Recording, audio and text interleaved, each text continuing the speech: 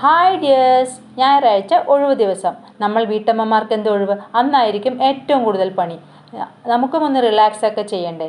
സമാന ചിന്താഗതിക്കാരായ ഞങ്ങളെല്ലാവരും കൂടെ ഇന്ദിരാഗാന്ധി മുനിസിപ്പൽ സ്റ്റേഡിയത്തിലുള്ള ഫ്ലവേഴ്സ് കൽപ്പാത്തി ഉത്സവ് എക്സ്പോന് ഇറങ്ങി.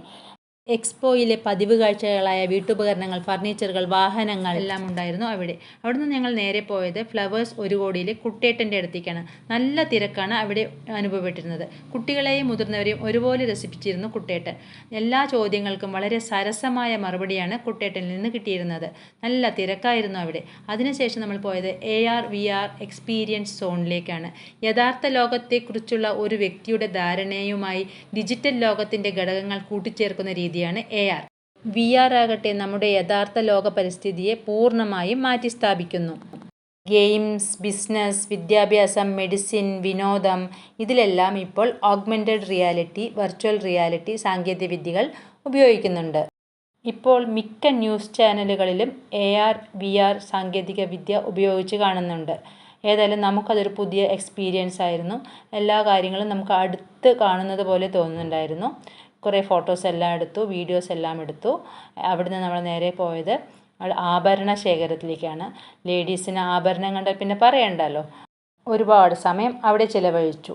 പിന്നെ സ്റ്റേഷനറീസ്, വള, മാല, കമ്മൽ അത് വിൽക്കുന്ന സ്ഥലത്ത് നല്ല തിരക്കായിരുന്നു. പുസ്തകം, അത് പിന്നെ പഠിപ്പ് കഴിഞ്ഞ ശേഷം ഞാൻ ആ വഴിക്ക് പോയിട്ടില്ല. വായന വളരെ കുറവാണ്. ഇത് എൻ്റെ പ്രിയപ്പെട്ട ഹൽവ, വ്യത്യസ്തമായ നിറത്തിലും ഫ്ലേവറിലുമുള്ള ഹൽവ. ഞാനും കുറച്ച് വാങ്ങിച്ചു. മധ്യപ്രദേശിൽ നിന്ന് കുറച്ച് പച്ചമരുന്ന് കൊണ്ടുവന്നിട്ടുണ്ടായിരുന്നു. അവർ നാടി പിടിച്ച് നോക്കാൻ വിദഗ്ധരായിരുന്നു. കളിപ്പാട്ടങ്ങൾ, പിന്നെ പഴയകാല മിഠായികൾ, നൊസ്റ്റു ഒടിച്ചു അവിടെ. തേൻ മിഠായി, ഇലന്തിവട, കമ്പർക്കെട്ട് എല്ലാം ഉണ്ടായിരുന്നു ഇവിടെ. ഇവിടെ കുറച്ച് പാത്രങ്ങളാണ്. വീട്ടിൽ എത്ര പാത്രം ഉണ്ടെങ്കിലും അവിടെ നിന്നൊന്നും എടുക്കാതെ വരില്ല. അത്തർ കണ്ടു ഞാനവിടെ.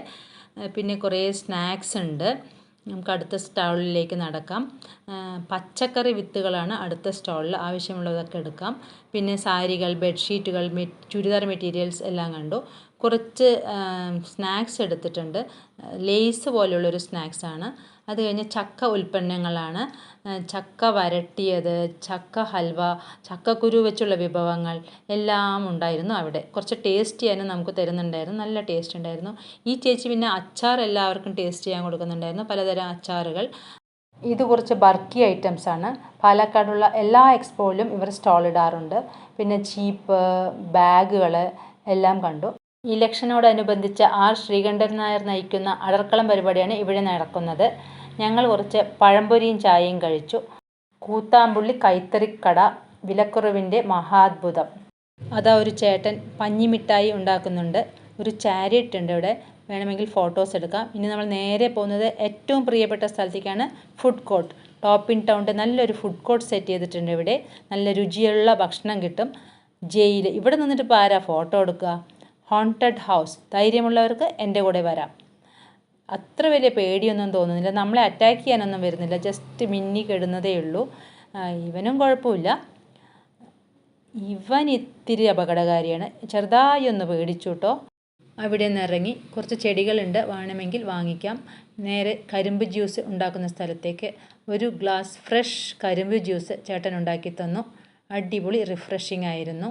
ഇവിടെ കലാപരിപാടികൾ അരങ്ങേറിക്കൊണ്ടിരിക്കുന്നുണ്ട്. നല്ല ക്രൗഡുണ്ട്.